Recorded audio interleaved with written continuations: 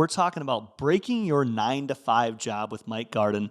Mike, the first half was filled with nuggets, tactics, but we talked a lot about people that are considering or having that feeling that they want to break their career or do something different or look into other options, right? And we talked about the fears, we talked about the risks, we talked about the excitement too. And I'd love to go towards, you had talked about building your options portfolio. And once people are moving towards that step or even making that step, what's the benefit of this, man? Why should people do this? Because you and I are both talking to each other as people that have broken our career in the past. And I want to provide that hope, that other side, that view into the other side where you can go with some of this stuff. So I'll kind of tee you up with that.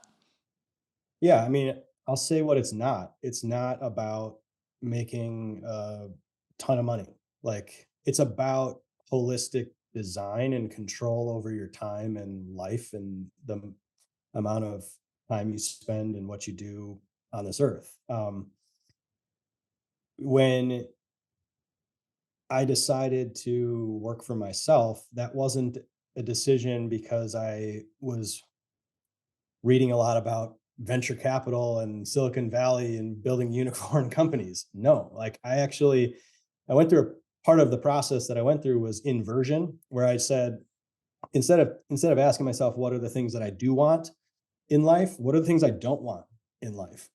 And, and one was like, I don't want to have to travel a lot. I don't want to have investors because I've already done that and I don't like it and I never want to do that again.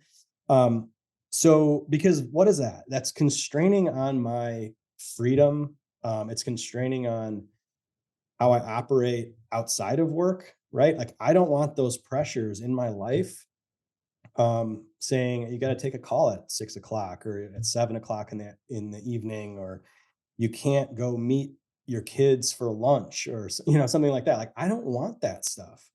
Mm. So that's the benefit. It's controlling how you live your life as a person and fitting work into that. And so there's a saying, and I heard this, and I can't really give it proper attribution because I forgot, but I love it and I've stolen it. You don't you don't need a job, you need a revenue source.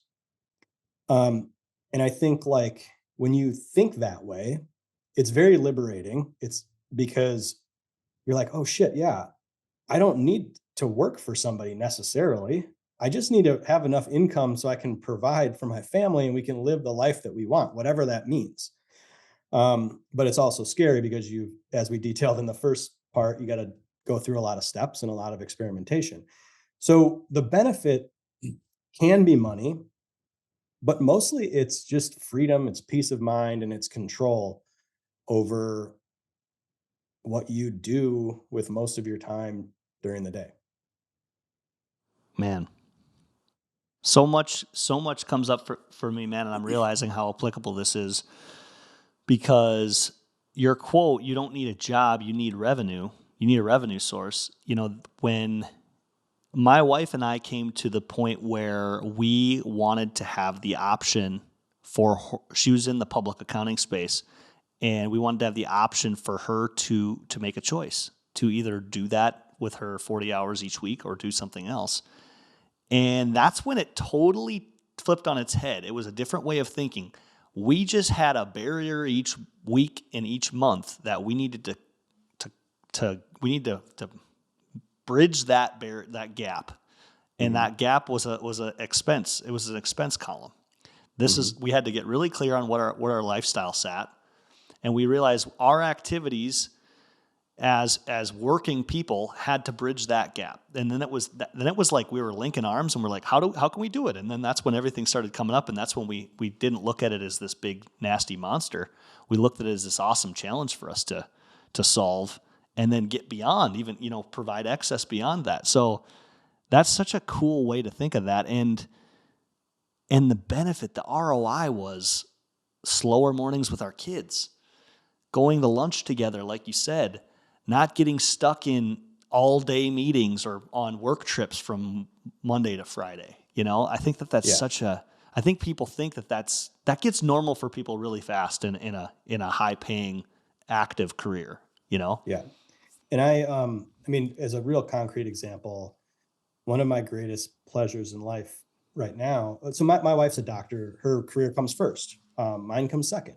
And so that was part of the whole calculus too. Like, how do I build a creative work life for me in the constraints of like, I can't just take off all the time because she's saving people's lives and her work like really matters. Um, and so since this has all happened, like one of my greatest pleasures in life, and this just happened with you and I, like we were originally supposed to record a couple days ago and I had to cancel because I had a child sickness issue.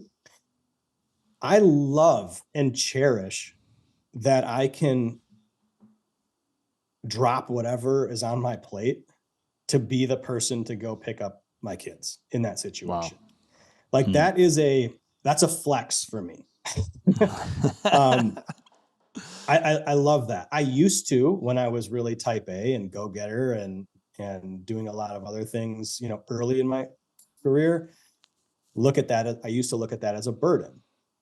And I no longer look at that as a burden. I look at that as like, wow, what an amazing thing I'm able to do. There's no pressure.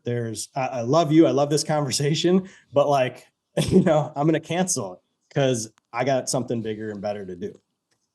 So that's the type of thing that's changed my life. And I think is changing a lot of people's lives that are actually taking action towards figuring out passively or actively how they can change their work lives. Hmm. That's cool, man. I think a lot of people just resonated with that. I think anybody that has high priority on their marriage, on their being a father, being a mother, on relationships in their life.